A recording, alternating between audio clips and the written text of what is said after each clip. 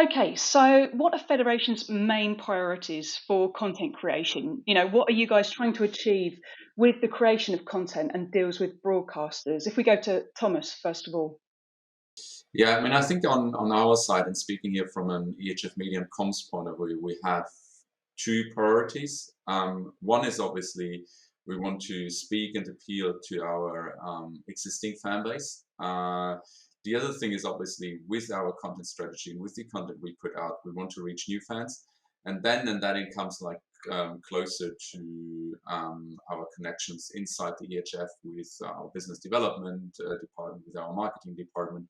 We are eventually looking at monetizing these fans, or also looking at how we can generate data. But from our point, speak to an existing fan base, engage this, and open handball up to a new fan base. Sure. And Nicolas, what about you? Well, obviously, I would say all these parameters are really important, frankly. They're also very much interlinked. In other words, with more fans and with more players, you have a better chance to increase your commercial deals and therefore to increase your income as well. So again, there's a very, very strong interaction actually between all those parameters. For us, so I would identify two of the primary objectives being part of our overall strategy as FIH, not only from the Markham's team. First is to grow participation, so in other words, to increase definitely the number of players around the world. We have 30 million players in hockey around the world now, and obviously we want to grow that number of the years, and also simultaneously almost we want to grow our fan base. We want to grow our digitally connected fans. This is so important when it comes to data collection, obviously. These objectives, they are clearly at the center of everything we do in terms of our marketing activities, and therefore in terms of our content creation, obviously. With this in mind, I would say that the events, such as our World Cups, for example, they play a crucial role, obviously, because this is where we will attract most fans during the year, and where we can maximize really the exposure of our sport. And therefore, it gives us a great opportunity to enhance the promotion of hockey, and therefore, to come back to the growing participation side of things, give us a higher chance actually to increase precisely the number of players joining us by converting fans, or by converting even non-fans just discovering hockey through our events to the sport itself. Sure. Yes, absolutely. And then a chicken and egg question for all of you. What comes first, rights or fans? How much of a fan base is it down to the federations themselves to develop before they can expect broadcasters to bite on rights and, help you grow those fan bases? If we start with Alessandro. Uh, Thank you. I think that those two lines quite often works in parallel and need to work in parallel. As Infront, we are often in the middle. On one side, we have federation who are willing to increase and develop the fan base because they need to prepare the grassroots and prepare the fan base of tomorrow. On the opposite, we have broadcasters who need to maximize the return of the investment on the media rights. So there is in the both area the interest of grow in numbers. We have to keep in mind that sometimes we are not speaking about the same fan base because, of course, fans of the sport are willing to see and watch any kind of content produced and distributed by the federation, while core fans that are willing to watch 2-3 hours of events are not always the same group of people. This is anyway interest of federation, broadcasters, and also of agencies as Infront to be able to be part of this job and contribute in the growth of those areas. Yes, yeah, absolutely. And Nicolas, what do you think? Well, yes, to paraphrase you, it's definitely a chicken and egg question, frankly. And I think the answer may vary a lot depending on which perspective you're looking at or you're coming from. In our case, fans clearly are the priority. This is why, amongst others, we've launched our own OTT service, which is called Watch Hockey. We've, together with the launch of the FIH Hockey Pro League, which is a league involving the best national teams in the world on a yearly basis. We've launched that OTT service a couple of years ago. Of course, we still have broadcasting rights. That is clear, and this is really important, both for the income which this generates for us, and also obviously for the promotion of hockey.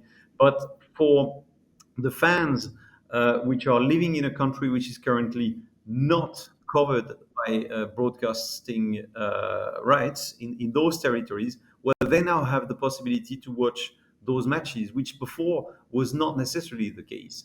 We created the FIH Hockey Pro League essentially because we wanted to have a regular event throughout the year for our fans. But obviously, it was not enough. We needed to accompany the creation of that competition with the possibility for fans to watch those matches. And again, this goes through broadcasting rights, but it also goes for all others through this platform, which is Watch Hockey. On top of that, I would say this is becoming even more important for us now.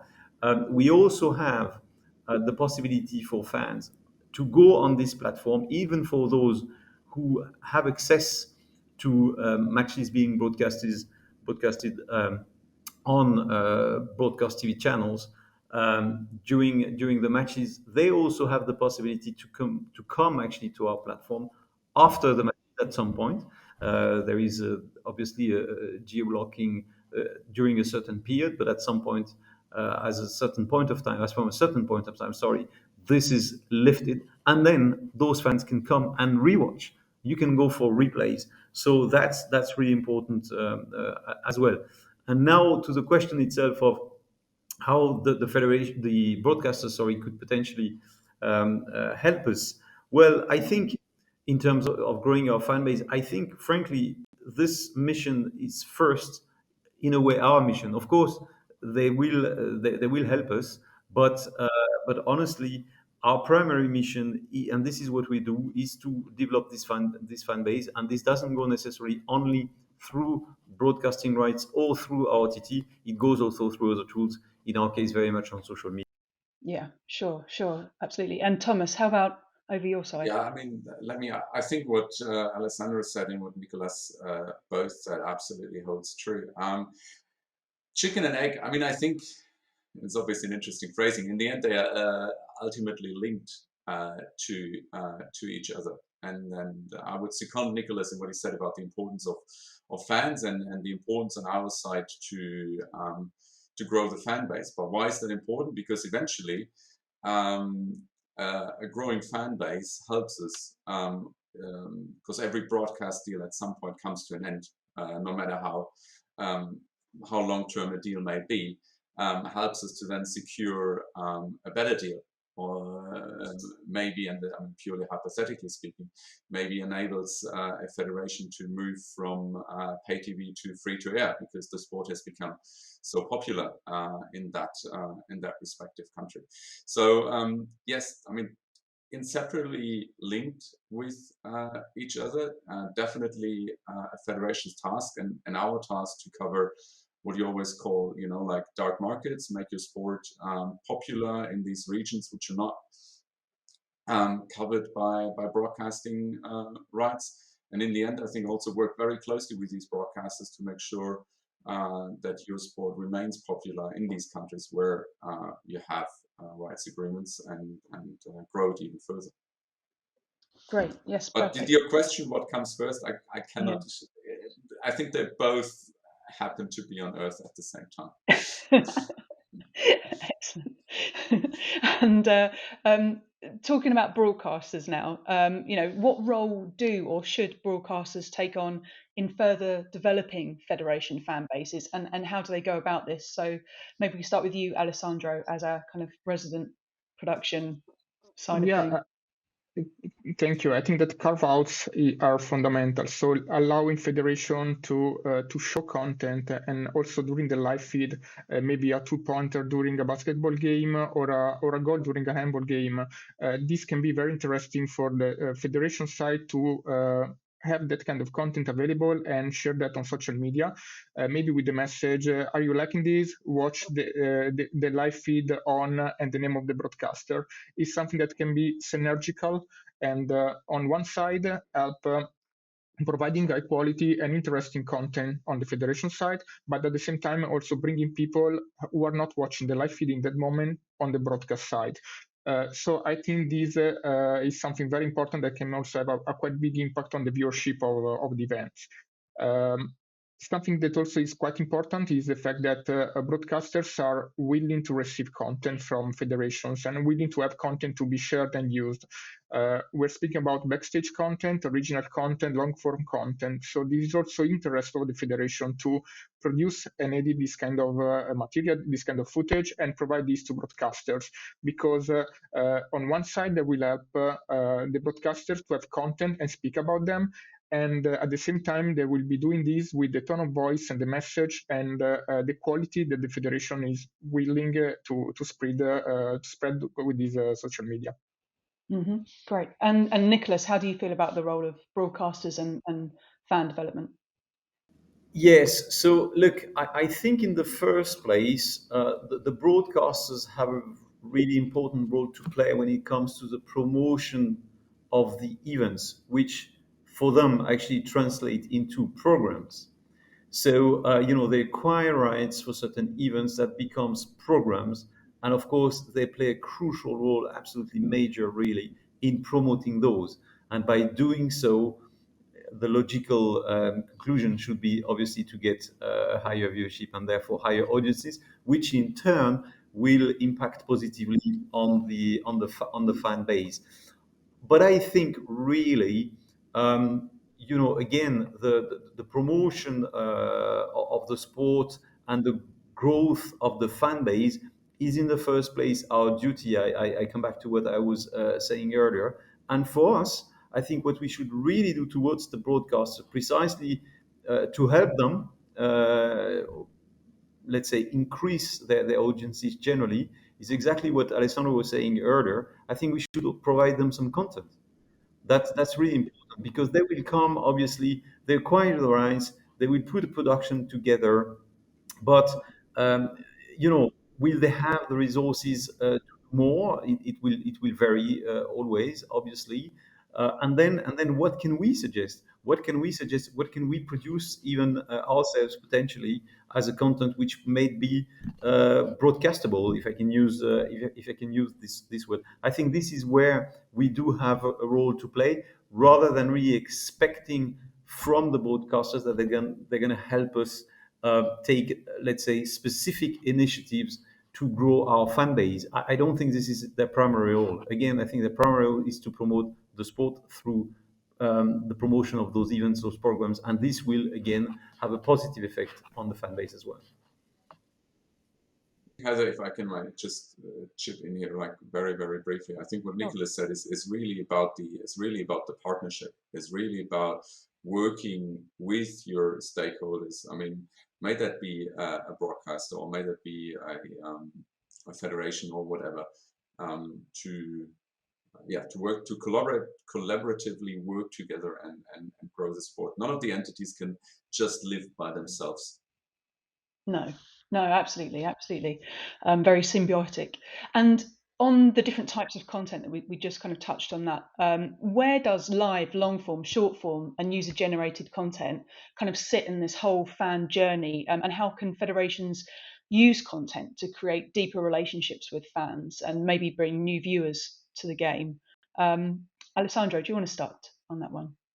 I started this activity in 2004, producing content for Serie A, and at the time we were producing two different form of highlights: short form 90 seconds and mid form 3 minutes. With the idea that with those two different content, we were able to provide content to all the stakeholders of the league.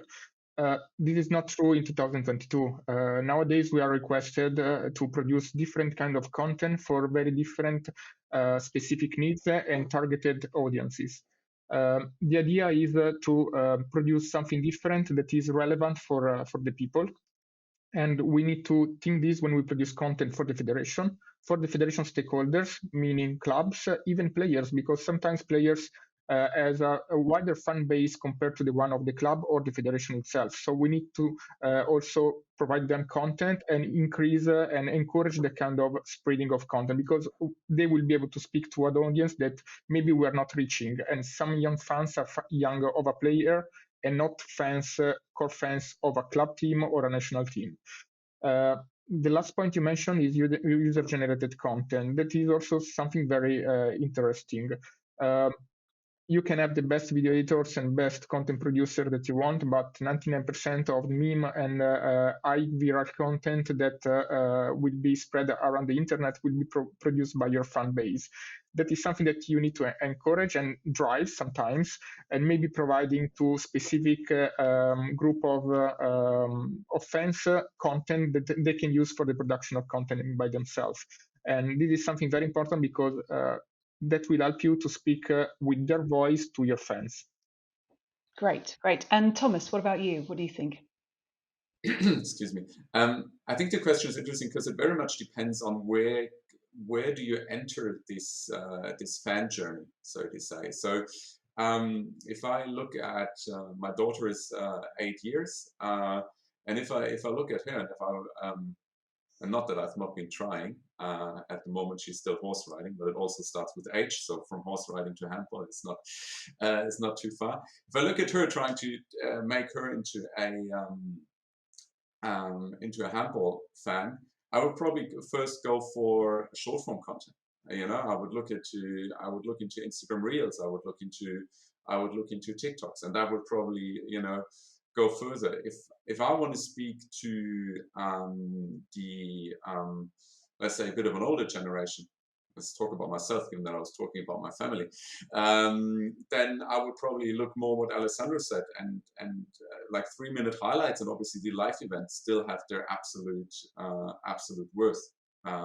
So you say, if I want to grow a deeper connection to the sport, then I think a long form content, and this is actually something that within our content plan has entered in full force only reasonably late, only if they say they look like last 2, 3, 4 years, then long form content about athletes, behind the scenes content. How can I tell the story of an athlete from, you know, I mean, hoping that some handball fans are watching us here right now, you know, like Nicolas, how did he become as good as he is? You know, as to say, we are actually hopefully in the next 2-3 weeks releasing a 25-minute documentary on 2 Portuguese brothers who are really about to make a splash on the big scene. So overall, I think they all play an absolutely crucial role in, and I think what we've identified here as our main task, that we want to grow our fan base, and that we want to ultimately increase participation in our sports. The importance varies in terms of where that fan journey is, so to say. And I don't think there's this ideal fan journey. I don't know, it's like someone who watches a TikTok, and this might exist on some kind of PowerPoint template or so, and ultimately at the end of this journey, he or she buys a ticket. I think the key is that you offer all of this, so to say, that you offer all of this on I mean, this is always a bit of, you know, what we say, like a 24/7, 365-day kind of basis, because let's not forget, I mean, life is life. Sorry, it's a song name, but life with a V and not life with F. And it only happens when the matches played live, so to say. So there's also a necessity to fill the gaps, to really offer this holistic kind of content offering. And this is what we try to achieve. And therefore, and plus, sorry to just say this in one sentence, user-generated content in terms of a user's possibility to foster a deeper relationship with the sport is increasingly growing in importance. And everyone is a content creator nowadays. I mean, it's a bit of that saying already has a bit of a beard, because I mean, mobile phones have been around for quite some time. But if I as a fan can contribute to my sport and see that content eventually being shown on that federation's owned and operated channel. That's like having your photo back in the old days in the local newspaper. Very proud. 15 minutes of fame. And Nicolas, to you. Yes, look, I can only second what Thomas just said. I think the first thing to do is that you need to know your audience very well.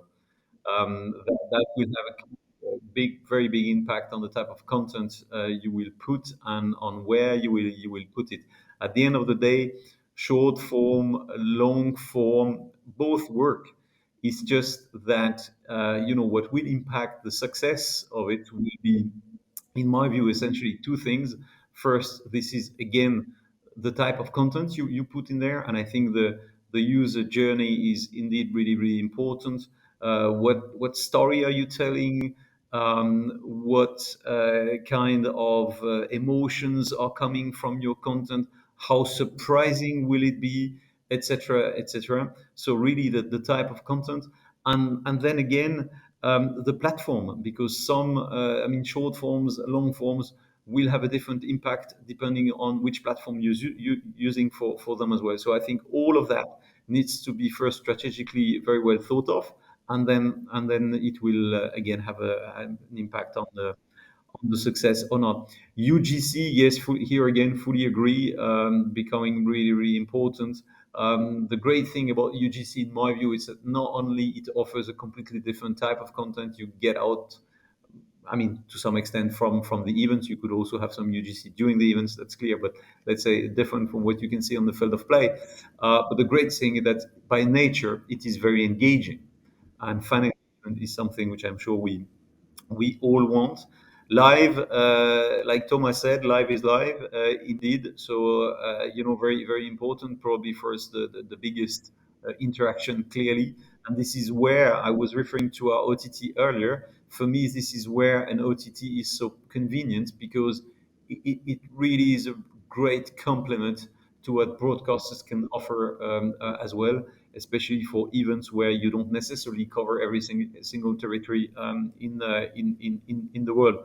And one final point which I would like to add in terms of content providers, so to say. It's not UGC this time really, but it's all the content which can be produced or provided by the athletes themselves. And that is also massively important. We used to say that our athletes are the best ambassadors of the game, and obviously this is a paramount parameter when it comes to promoting the match, the sport, sorry, also through video content. Great. Yes. And then moving on to distribution side, how you get this content out to your fans. How do different strategies like, ad funded subscriptions, micropayments, potentially encourage or even discourage, end user engagement? Alessandro, do you want to chip in? This is quite complicated. Yeah, thank you.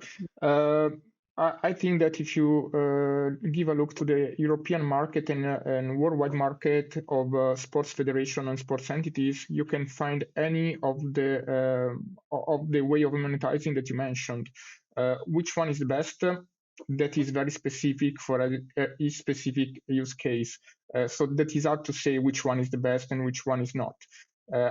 I think two things. First of all, that you have to provide something for free to your clients, so something that they can have access to without any barrier, because you need to spread content. You need to provide content that can be seen by a lot of people, and you have to reach your fan base, the wider fan base you can possibly reach.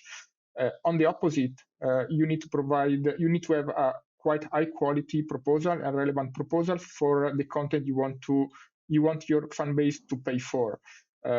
Speaking about myself, a couple of weeks ago, I subscribed to a podcast that was the second paid episode of a weekly podcast that was free.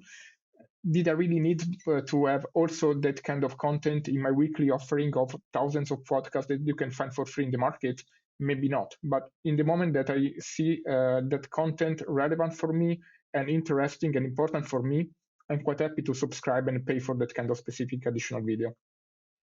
Cool. So get them while they're kind of keen and distracted, impulse buyers. And then over to you, Thomas. What do you feel?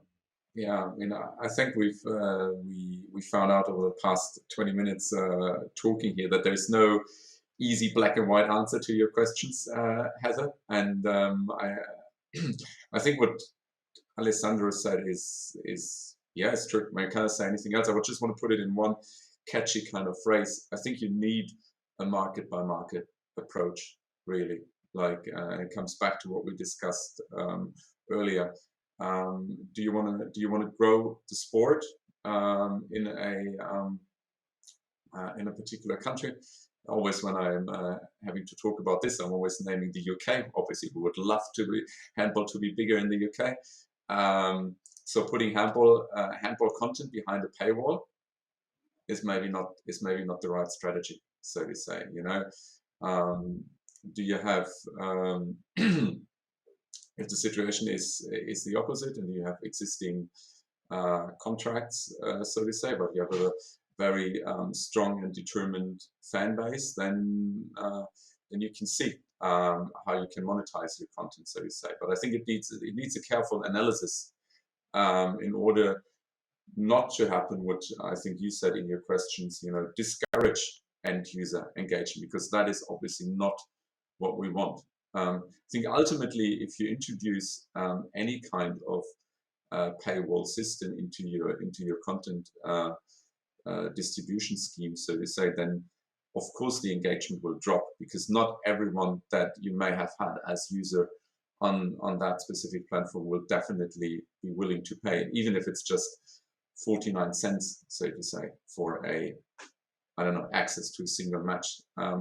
But the solution here,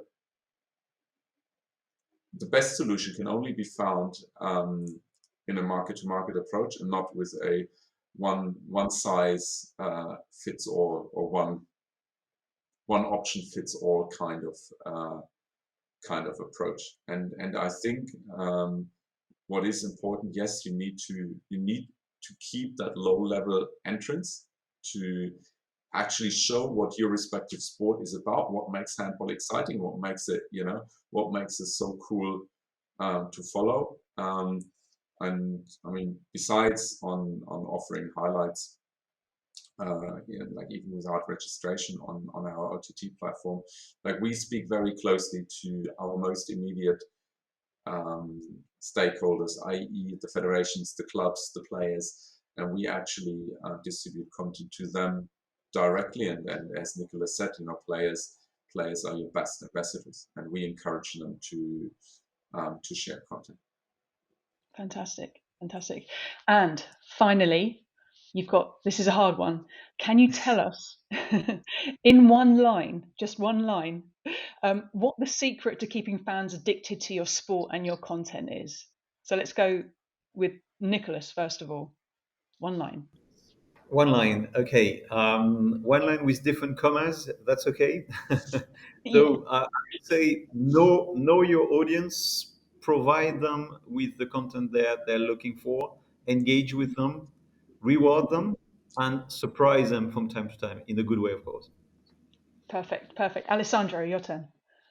I think that we will be all on the same line with this sentence. I think that we need to provide and represent the first stop to our fan base, and providing them the content that they want in the moment that they need. Maybe sometimes also anticipating this kind of need. Mm-hmm. Perfect. And last but not least, Thomas. Bespoke and tailored content of the very best of what European handball has on offer on a 24/7, 365-day basis. Brilliant. And thank you so much to all of my speakers today. Now back to you in the studio, Will.